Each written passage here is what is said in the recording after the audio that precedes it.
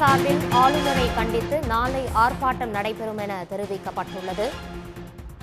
தமிழ்நாட்டையும் தமிழ்தாய் வாழ்த்தையும் தொடர்ந்து அவமானப்படுத்தும் ஆளுநரை கண்டித்து திமுக சார்பில் நாளை ஆர்ப்பாட்டம் நடைபெறும் என தெரிவிக்கப்பட்டுள்ளது. இது தொடர்பான முழு விவரங்களை இந்த செய்தியாளர் அன்புச்செல்வன் வழங்க கேட்கலாம். அன்புச்செல்வன், இது தொடர்பான முழு விவரம்.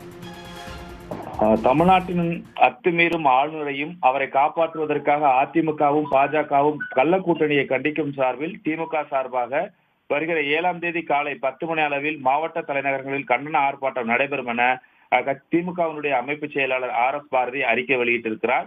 அதில் பாஜக ஆளக்கூடிய மாநிலங்களில் அமைதியாக இருக்கும் ஆளுநர்கள் பாஜக அல்லாத மாநிலங்களில் அது குறிப்பாக தனி அரசாங்கம் நடத்த முயலுவதாகவும் குற்றம் சாட்டியிருக்கிறார்.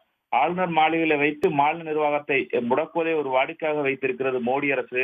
அதன் வெளிப்பாடாகத்தான் இன்றைய தமிழ்நாடு சட்டமன்றத்தில் நடந்த நிகழ்வும் என்றும் அந்த அறிக்கையில் சுட்டிக்காட்டியிருக்கிறார். ஆளுநர் RN ரவி மாநில உரிமைகளை சிதைப்பதோடு மட்டுமல்லாமல் மாநில சுயாட்சியை பறிக்கும் வகையில் தொடர்ந்து செயல்பட்டு வருவதாகவும் 2023ஆம் ஆண்டு சட்டமன்றத்தில் ஆளுநர் ரவி உரை நிகழ்த்தும் போது மதசார்பின்மை, சுயமரியாதை, பெரியார், அம்பேத்கர், கலைஞர் ஆகிய சொற்களை உச்சரிக்கவில்லை. அதே போல அரசு கொடுத்த உரையில் இருப்பதுதான் அவை குறிப்பில் இடம்பெறும் என முதலமைச்சர் மு க ஸ்டாலின் அப்போதே நேருக்கு நேராக பதிலடி கொடுத்தும் கூட ஆளுநர் RN ரவி அவையிலிருந்து வெளியேறியதையும் சுட்டிக்காட்டியிருக்கிறார். இதே போலதான் 2024ஆம் ஆண்டும் கூட ஆளுநர் உரையின் தொடக்கத்தில் தமிழ்தாய் வாழ்த்து மட்டுமே பாடப்படுவது, தேசிய கீதம் பாடப்படுவது இல்லை என கூறி உரையை வாசிக்காமல் அமர்ந்தார் ஆளுநர் ரவி.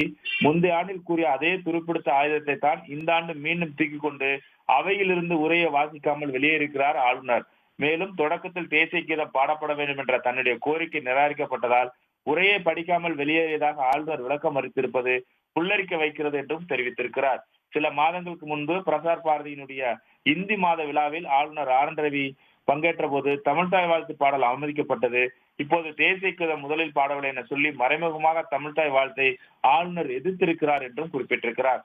அன்று தமிழ்தாய் வாழ்த்தில் திராவிட நல் திருநாடும் என்பதை எடுத்துவிட்டு பாடி நமது தமிழ்தாய் வாழ்த்தை அவமதித்தார். இன்று சட்டமன்றத்தில் தமிழ்தாய் வாழ்த்து முதலில் பாடப்பட்டதை சகித்துக் கொள்ளாமல் ஆளுநர் ரவி தேசிய கீதம் என்ற போர்வையை போர்த்தி கொண்டு உடனடியாக சபையை விட்டு வெளியேறி தமிழ்தாய் வாழ்த்தை அவமதித்திருக்கிறார்.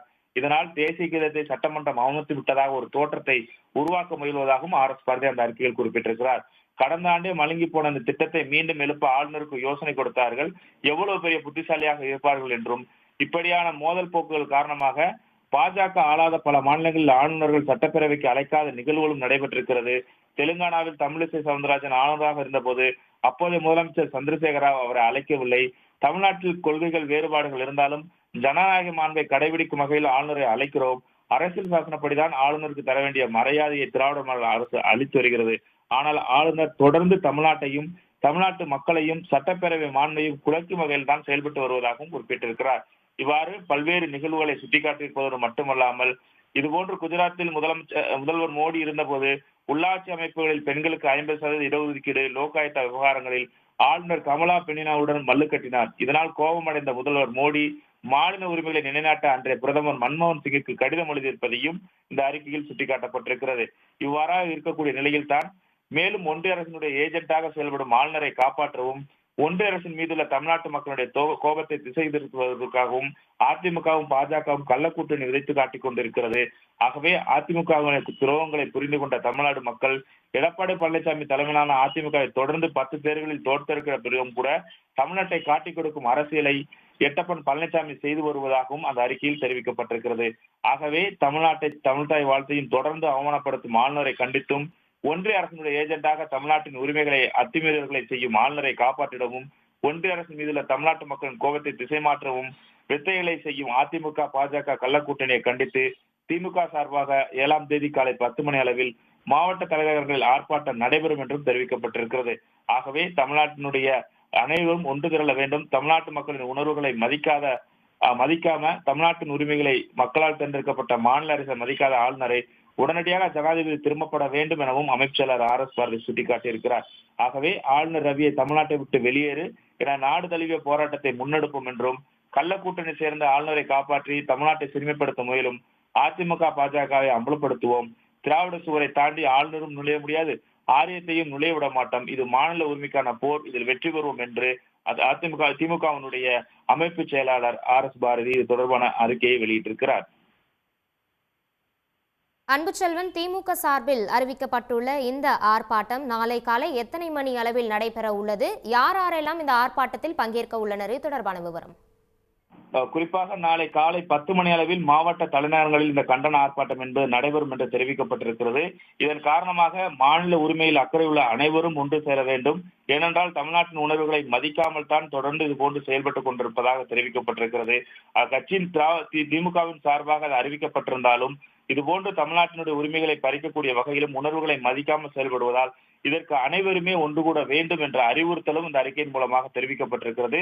இதற்கு முன்பாக பல்வேறு கட்ட போராட்டங்களை நடத்தியிருந்தாலும் தொடர்ந்து இதுபோன்ற செயல்பாடுகள் நடந்து கொண்டே இருப்பதன் காரணமாக ஒரு வலுவான கண்டனத்தை தெரிவிப்பதோடு ஜனாதிபதி ஆளுநரை திரும்பப் பெற வேண்டும் என்பதை முழக்கமாக முன்வைத்து இந்த ஆர்ப்பாட்டத்தை நடத்தவும் திட்டமிடப்பட்டிருக்கிறது.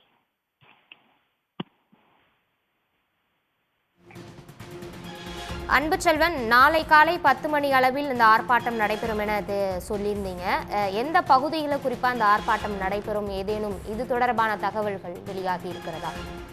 இல்லை, இப்போது குறிப்பாக மாநில தலைநகரங்கள் என்று சொல்லும்போது நாம் சென்னையை எடுத்துக்கிட்டு வந்தால் போராட்டம் நடைபெறக்கூடிய இடங்களாக வள்ளூர் கோட்டம் இருக்கிறது. அந்தந்த பகுதிகளிலும் கூட போராட்டம் அங்கங்கு நடத்துவதற்கான வாய்ப்புகள் இருக்கிறது.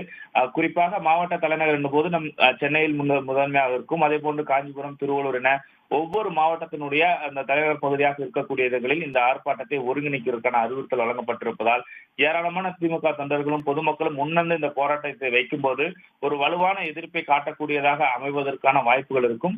ஆகவே அங்கங்கு போராட்டத்திற்காக ஒதுக்கப்பட்ட இடங்களிலும் கூட மேலும் எதிர்ப்புகளை தெரிவிக்கும் விதமாக பல்வேறு இடங்களில் இந்த போராட்டத்தை நடத்த திட்டமிட்டிருக்கிறது. உடனுக்குடன் செய்திகளை தெரிந்து கொள்ள சன் நியூஸ் பெல் ஐகானை கிளிக் பண்ணுங்க.